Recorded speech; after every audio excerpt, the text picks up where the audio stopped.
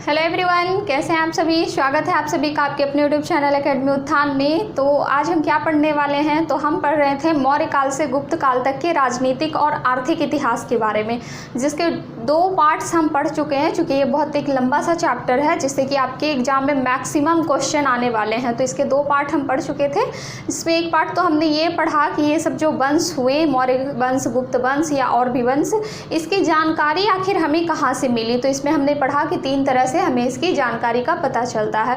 इसके अलावा हमने कुछ इंपॉर्टेंट बुक्स देखे। उसके बाद हमने पार्ट 2 में क्या पढ़ा था, तो उसमें पढ़ा विभिन्न वंशों के बारे में, जिसमें हर्यक वंश, नंद वंश, शिशुनाग वंश। इसके अलावा एक बहुत बड़ा कह लीजिए आप शक्तिशाली साम्राज्य यानी कि मौर्य वंश के बारे में हम पढ़ चुके थे। और आज हम कुछ छोटे छोटे वंश के साथ गुप्त वंश के बारे में और गुप्तोत्तर काल के बारे में पढ़ने वाले हैं। तो ध्यान से देखिएगा, नोट भी कर लीजिएगा, क्योंकि ये क्लास नोट्स आपके एग्जाम के टाइम में, आपके रिवीजन टाइम में बहुत ज़्यादा प्रॉफिट देने वाला है आपको। तो चलिए देखते हैं अब क्या है। तो हमने क्या पढ़ा था कि अंत में जो हमारा अंतिम शासक था मौर्य वंश का, मौर्य वंश जो हमारा था, तो उसके जो अंतिम शासक थे वो कौन से थे, तो वो बृहद्रथ थे। और आपको पता है कि राजा महाराजे के टाइम में क्या होता था कि उसके जो सेनापति होते थे उसे मार देते थे और खुद एक नए वंश की स्थापना करते थे या गद्दी पे बैठ जाते थे। तो वही बात यहाँ पे हुआ। हम जब देखें कि मौर्य काल जो इतना शक्तिशाली काल था, उसके समय में चंद्रगुप्त मौर्य के टाइम में, अशोक के टाइम में, बिंदुसार के टाइम में, लेकिन जो उसका अंतिम शासक हुआ बृहद्रथ, तो बृहद्रथ का एक सेनापति था पुष्यमित्र शुंग जिसका नाम था। और इस पुष्यमित्र शुंग ने क्या किया, वो बृहद्रथ को मारकर एक नए वंश की स्थापना की, जिसे हम क्या कहते हैं, तो उसे हम कहते हैं शुंग वंश। तो मौर्य वंश के बाद जो वंश आया वो कौन सा था, तो वो था हमारा शुंग वंश, जिसकी स्थापना पुष्यमित्र शुंग द्वारा 184 ईसा पूर्व में की गई थी। पुष्यमित्र शुंग द्वारा किसकी स्थापना की गई थी, तो शुंग वंश की। ये चीज आपको ध्यान में रखना है। ये कौन सा वंश था, तो मौर्य वंश के बाद का वंश शुंग वंश था, जिसमें कि मौर्य वंश के अंतिम शासक बृहद्रथ को मारकर शुंग वंश की स्थापना की थी पुष्यमित्र शुंग ने।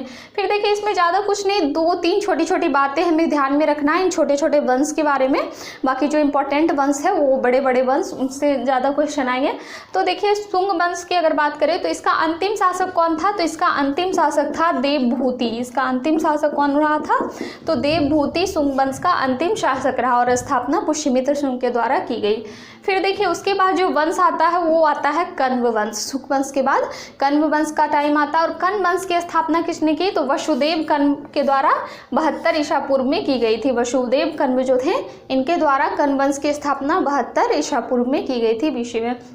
सबके नाम में देखिए वंश का नाम छुपा हुआ है, जैसे कण्व वंश में कण्व छुपा हुआ है, वसुदेव कण्व, पुष्यमित्र शुंग में उसी से वंश का भी निर्माण हुआ है। तो इसीलिए आपको नाम तो याद करने में कन्फ्यूजन नहीं होगा। फिर देखिए अगर बात करें कि कण्व वंश के जो अंतिम शासक थे वो कौन हुए, तो कण्व वंश के अंतिम शासक सुशर्मा को माना जाता है। कण्व वंश के अंतिम शासक किसे माना जाता है, तो ये सुशर्मा को माना जाता है। ये चीज़ें आपको ध्यान में रखनी है। फिर उसके बाद जो वंश आया उसे हम कहते हैं सातवाहन वंश। उसके बाद जो वंश आया उसे क्या कहते हैं, तो सातवाहन वंश। और सातवाहन वंश की स्थापना किसके द्वारा की गई, तो शिमुख के द्वारा सातवाहन वंश की स्थापना की गई। ये चीज़ आपको ध्यान में रखनी है। और एक इम्पॉर्टेंट वंश है जिसे हम कहते हैं कुषाण वंश के नाम से जानते हैं।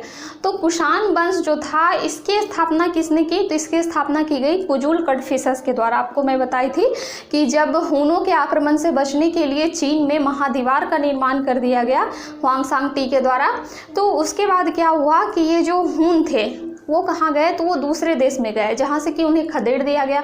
यानी कि जब वो दूसरे देश में हुन चूँकि बहुत ही शक्तिशाली थे, तो जब वो जिस देश में जाते थे तो वहाँ से वहाँ के लोगों को, वहाँ के राजाओं को खदेड़ दिया करते थे। जिससे क्या होता था, खदेड़ देने का मतलब भगा देना, कि वो जो राजा होते थे वो दूसरे देश पर आक्रमण करते थे, फिर वहाँ अपना साम्राज्य स्थापित करते थे और वहाँ के राजा छोड़ के फिर दूसरे देश चले जाते। तो इस तरह से करते करते फिर वो जो विदेशी आक्रमण थे वो हमारे देश में भी आ गए, जहाँ की आप देख रहे हैं कि कुछ नए नए वंश जो भारत में प्रकट हुए। तो देखिए कुषाण वंश की अगर बात करें तो इसकी स्थापना किसके द्वारा की गई, तो कुजुल कड़फिसस के द्वारा कुषाण वंश की स्थापना की गई। और इसमें एक इम्पॉर्टेंट राजा था, ये कह लीजिए सबसे शक्तिशाली राजा जो कुषाण वंश का था वो कौन सा था, तो वो था कनिष्क। कनिष्क जो सबसे शक्तिशाली शासक था। और इसका टाइम ड्यूरेशन अगर बात करें तो 78 बीसी से लेकर 101 ईस्वी आ गया। देखिए यहाँ पर बीसी से फिर ईस्वी आ गया। तो कनिष्क का जो टाइम था वो 78 बीसी से लेकर 101 ईस्वी तक इसे माना जाता है कनिष्क का टाइम। और उसके बाद फिर कनिष्क के काल में ही चतुर्थ बौद्ध संगीति का आयोजन हुआ था।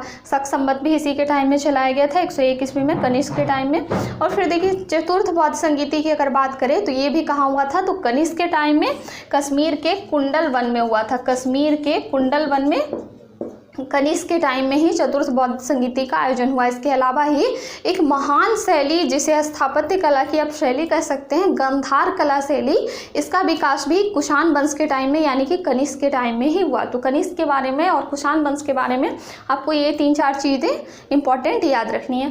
फिर देखिए एक बड़ा वंश की अगर बात करें तो इन सब वंशों के बाद एक शक्तिशाली वंश का स्थापना हुआ, वो था हमारा गुप्त वंश। वो था कौन सा, गुप्त वंश। और इसका टाइम का बात करें अगर हम टाइम ड्यूरेशन की, तो 275 ईस्वी से लेकर 467 ईस्वी तक गुप्त वंश का शासनकाल माना जाता है। और इसकी अगर स्थापना की बात पूछी जाए कि गुप्त वंश की स्थापना किसने की, तो श्रीगुप्त ने किया गया। चूंकि आपको पता है कि चंद्रगुप्त यहाँ का सबसे प्रथम शक्तिशाली शासक था, इसीलिए आपके दिमाग में ज़्यादातर रहता है कि गुप्त वंश की स्थापना चंद्रगुप्त के द्वारा की गई। लेकिन नहीं, आपको ध्यान में रखना है गुप्त वंश की जो स्थापना थी, संस्थापक कौन थे, तो वो श्रीगुप्त थे। इसके बाद घटोत्कच आए, ये भी राजा बने। लेकिन जो अगर बात की जाए कि गुप्त वंश का प्रथम सबसे शक्तिशाली शासक कौन रहा, तो ये रहा चंद्रगुप्त प्रथम। 319 से लेके 350 ईस्वी तक इसका टाइम था, चंद्रगुप्त प्रथम। और ये क्या था, तो गुप्त वंश का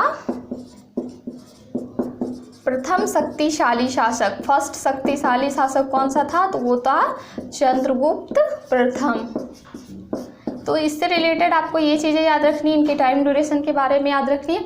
फिर देखिए चंद्रगुप्त प्रथम के बाद कौन गद्दी पर बैठा, तो ये बैठा समुद्रगुप्त। समुद्रगुप्त के नाम से आप कहीं ना कहीं परिचित भी होंगे।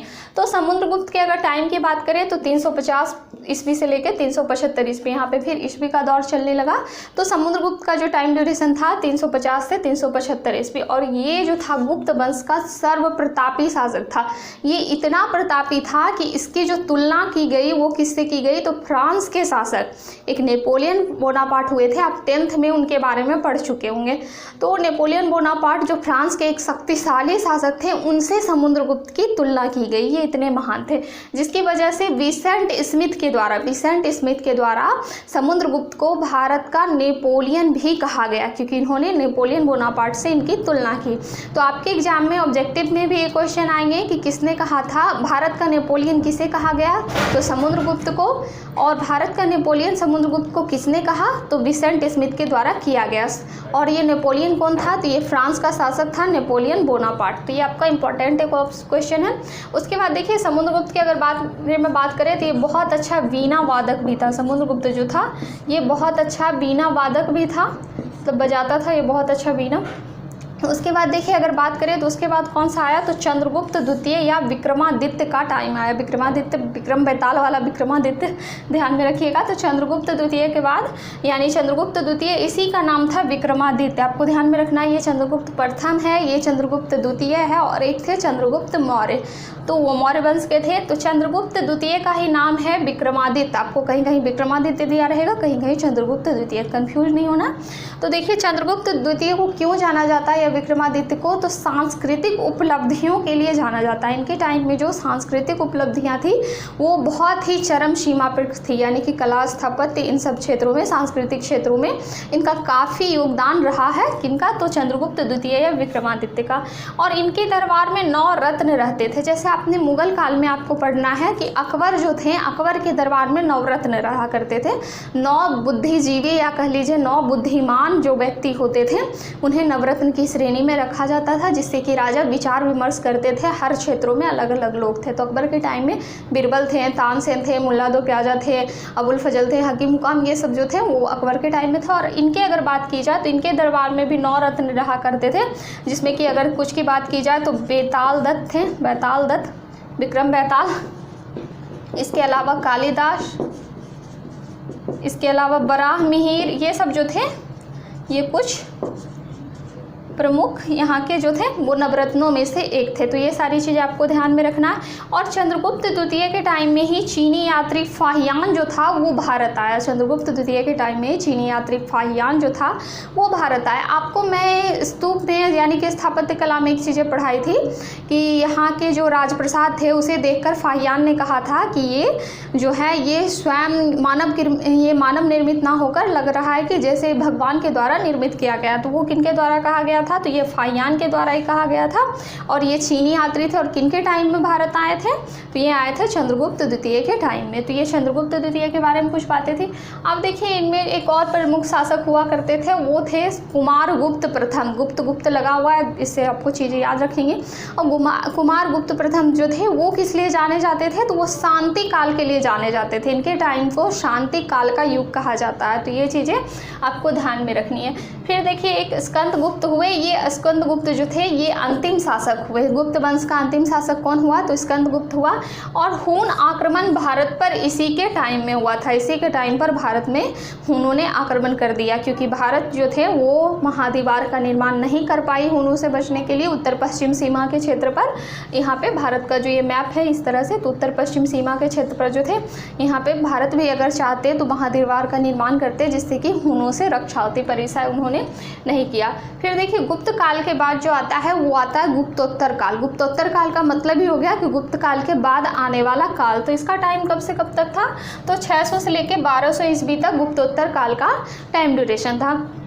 और गुप्तोत्तर काल के बारे में सबसे बड़ी विशेषता थी कि इसमें यानी कि कला स्थापत्य का विकास हुआ। और इसमें कला स्थापत्य की 3 शैलियाँ मिले। कला स्थापत्य का मतलब आपको पता होगा मूर्ति के क्षेत्र में और भवन निर्माण के क्षेत्र में जो कला का योगदान दिया जाता है, या फिर मंदिर निर्माण, तो इन सबको कला स्थापत्य कहा जाता है।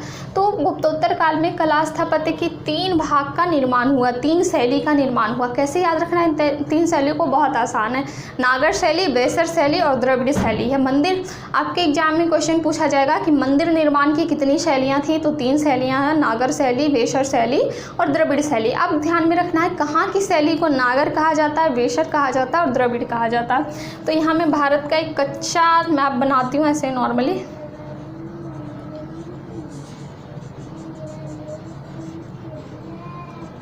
तो इंडिया का मान लीजिए कच्चा शैली है। अब इसे हम क्या कहते हैं? तो इसे कहा जाता है साउथ। इसे क्या कहा जाता है? साउथ, नीचे का इलाका, या फिर हम दक्षिण का भाग कहते हैं। दक्षिण कहते हैं। ये तो बीच का भाग हो गया, बीच का भाग। और ऊपर के भाग को हम क्या कहते हैं? नॉर्थ कहते हैं। नॉर्थ या उत्तर कहते हैं। नॉर्थ या क्या कहते हैं? उत्तर। तो हमें इसके इंग्लिश भी याद है और हिंदी भी याद है, ठीक? आपको भी याद है। तो फिर देखिए अब कैसे पता करना है। तो सबसे पहले आता है नागर शैली। नॉर्थ से नागर, नॉर्थ से नॉर्थ, नागर शैली नॉर्थ। तो देखिए नॉर्थ में जो था इसमें किस शैली का विकास हुआ? तो इसमें हुआ नागर शैली। यहाँ जो मंदिर मिलती है ये किस शैली में मिलती है? तो नागर शैली में मिलती है। तो नॉर्थ से नागर। बीच में क्या आया? वो आया। बीच से बेसर। बीच और बेसर का रिलेशन हो गया, वाव से दोनों का स्टार्टिंग हुआ।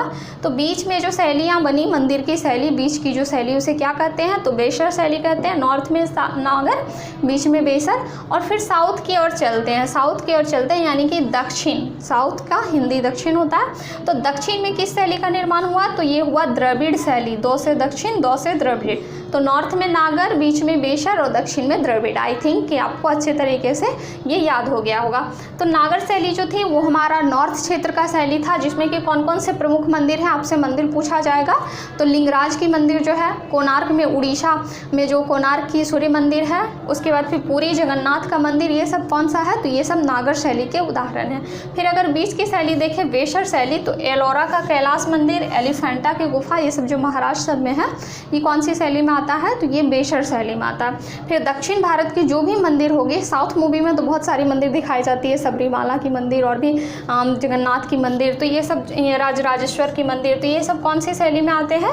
तो ये द्रविड़ शैली यानी कि दक्षिण भारत की शैली में आते हैं। वहाँ के मंदिर किस प्रकार से होते हैं? तो मतलब जैसे आप कह लीजिए तो सीधा चले जाते हैं, इस तरह से डिज़ाइन किए हुए होते हैं और उनके डिज़ाइन बहुत ही बारीक होते हैं। तो इस तरह की शैली होती है। फिर इसी तरह से बेसर शैली मंदिर, शंकुधारी, और ये तीनों जो है आपके मंदिर की शैली का प्रकार है। तो आपको ये तीनों ध्यान में रखना है, इसके उदाहरण ध्यान में रखना। और ये था आपका गुप्तोत्तर काल। अब एक क्वेश्चन देखिए, इसमें आता है कि गुप्त वंश को स्वर्ण युग यानी कि कहा जाता है। इसमें 5 नंबर का एपिक क्वेश्चन आएगा आपका कि गुप्त काल को स्वर्ण काल क्यों कहा जाता है, और ऑब्जेक्टिव में भी ध्यान में रखिएगा कि गुप्त काल को भारत का स्वर्ण काल कहा जाता है, गुप्त काल को स्वर्ण काल कहा जाता है। तो आपके एग्जाम में आएगा कि गुप्त काल को स्वर्ण काल क्यों कहा जाता है, तो मैं तो क्वेश्चन आंसर में करा ही दूंगी, ऐसे भी बता देती हूँ। क्योंकि गुप्त काल में कई महान सम्राट हुए, आपने देखा कि श्रीगुप्त, चंद्रगुप्त प्रथम, उसके बाद चंद्रगुप्त द्वितीय, समुद्रगुप्त, ये सब कुछ महान सम्राट हुए जो कि कहाँ हुए, तो गुप्त काल में हुए। इसके अलावा गुप्त काल में जो ये नवरत्न रहते थे, ये यहाँ की प्रमुख विशेषता थी। और अगर बात करें तो गुप्त काल में प्रौद्योगिकी एवं विज्ञान के क्षेत्र में काफ़ी अधिक विकास हुआ। जैसे कि ब्राह्मीर जो थे वो प्रमुख खगोल शास्त्री थे, उन्होंने भी पृथ्वी के बारे में, ब्रह्मांड के बारे में चीज़ें बताई। आर्यभट्ट ने शून्य के बारे में बताया। तो ये सब चीज़ें हम देखेंगे क्वेश्चन आंसर में, लेकिन ऐसे भी आपको ध्यान में रखना है। आपका एक कह लीजिए तो बहुत अच्छा क्लास नोट्स है, तो आप अगर इसे नोट करेंगे तो बहुत अच्छा रहेगा। तो ये आपका जो चैप्टर था हमारा चैप्टर 2 मौर्यकाल से गुप्त काल का राजनीतिक एवं आर्थिक इतिहास, ये कंप्लीट हो चुका है। और अब हम इसके ऑब्जेक्टिव और क्वेश्चन आंसर ही सिर्फ देखने वाले हैं, क्योंकि ये पूरा चैप्टर मैं आपको 3 पार्ट में पढ़ा चुके हैं। उसके बाद जो पार्ट हमें पढ़ना है हिस्ट्री में, तो उसमें महाभारत के बारे में पढ़ना। बहुत अच्छा पार्ट है आपका। अगर आपके पास भी एनसीईआरटी की बुक है या फिर कोई और भी बुक है तो आप उसमें पढ़ सकते हैं, बहुत अच्छा लगेगा आपको। तो आपके एग्जाम के लिए भी बहुत इंपॉर्टेंट है, और ऐसे भी आपको बहुत ज़्यादा मज़ा आने वाला है ये सब सारी चीज़ें पढ़ने में। तो अगर अच्छा लगा हो तो चैनल को शेयर जरूर कीजिएगा, साथ ही सब्सक्राइब कर दीजिएगा, क्योंकि अभी से लेकर आपके एग्जाम तक ये चैनल आपके साथ खड़ा रहेगा। और इसके अलावा कॉमेंट करके जरूर बताइएगा कि आपको कैसा लगा आज का क्लास। तो चलिए फिर हम नेक्स्ट क्लास में पढ़ेंगे, तब तक के लिए जय हिंद, धन्यवाद।